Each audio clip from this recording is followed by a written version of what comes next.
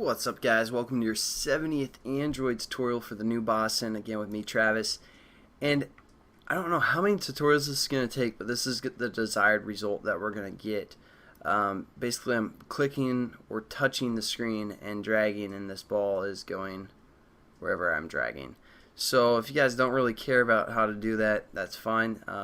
But in this tutorial, we're going to actually learn about the infrastructure of the thread and kind of make it more complete for the most part.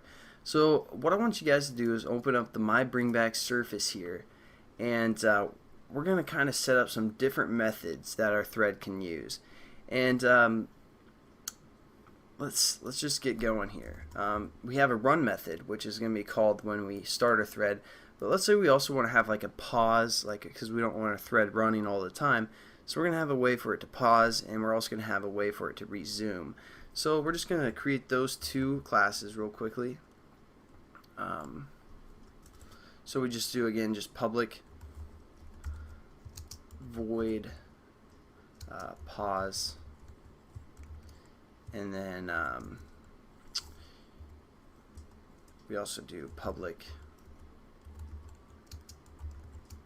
void resume. Pretty standard here. But now what we can do is let's go into our graphics or our GFX surface, and now what we can do is we're going to add, the pause and resume from the activity class, again by overriding within here. So we're just going to say on pause, and we're going to say on resume.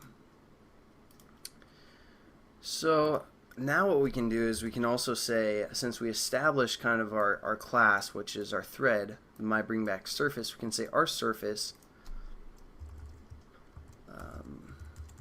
view dot, and we now have these methods that we can use, such as pause and resume that we just set up. Now these aren't like standard methods, these are the ones we just set up. They don't mean anything right now, but we're going to kind of establish what they mean here in a bit, but we're just setting up our thread so it will, resume and pause and all that good stuff. So again, our surface view dot resume, and there we go. We kind of have that set up. Now let's kind of establish what we want these pause and resume methods to do. Okay, so now let's think about how we can do that. Obviously we have this variable called is running. It's going to be true or false, and while that's running, it's going to be creating our canvas, locking it, drawing to it, and then unlocking and showing.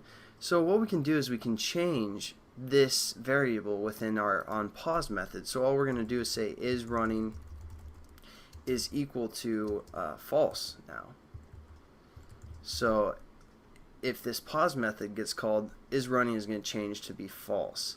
And then if resumed, again, we're just going to say is running is equal to true.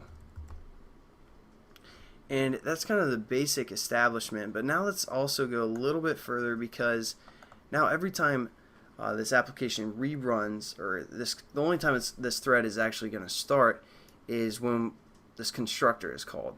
So that's going to be the only case that happens. But what we're going to do is we're just going to cut this, and we're going to paste it within our resume, because again, anytime the on create or the over here in our graphics class, it's going to, so basically when this activity starts, it's going to do the on create, and it's going to build our holder within our constructor and not start our thread yet until it goes to the on resume. That's what the on resume is going to do for us. So there we go. Basically everything is set up for the most part to have a little bit better infrastructure for a thread. Now the only other thing we want our on pause to do is basically we're going to destroy our thread.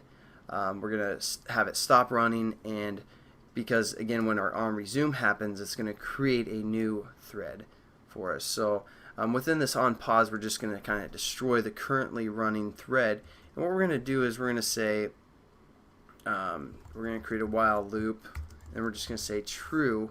So this is definitely going to be true. And what we need to do is we need to set up our thread, which is called our thread, and we're going to use a method called join. Now basically what join does is it blocks the current thread until the receiver finishes its execution and dies, as you can see over here in the description. So basically it's going to kind of, go through this while loop until our thread is joined, or until it dies for the most part. Then we're going to hit break, because then we're done.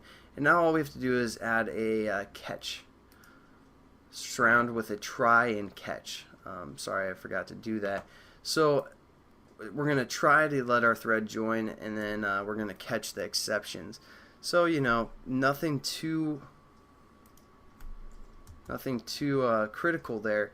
Then all we have to do is basically set our thread equal to null within the pause after it's done and after it's joined and everything. So what we're going to say is our thread is equal to null. And I kind of got this layout from a book called Beginning Android Games, because I really like the infrastructure of this thread setup. I mean, it's kind of a general setup as well, but for the most part, this is pretty similar to the example in Beginning Android Games, which is an A-Press book by Mario Zechner, I believe.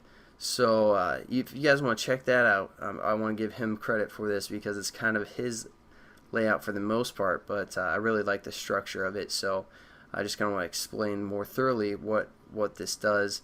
And there we go. We basically have our thread set up, and I'll catch you guys in the next tutorial. Peace.